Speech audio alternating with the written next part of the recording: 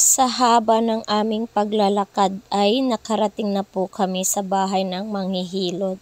Ang ganda po ng lugar niya, may alaga po siyang mga hayop, kagaya ng baboy.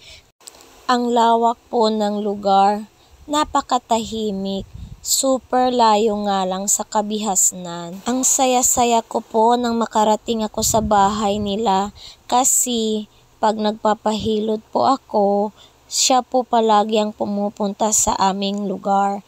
Tapos naglalakad lang po siya o minsan naman sinusundo niyan si Bebe ng nakamotor. Pero ngayon, mas ginusto kong maglakad para makarating at makita na rin ang bahay niya. Tingnan niyo po yung garden niya. Ang ganda ng mga bulaklak. May maliliit pa pong mga papaya.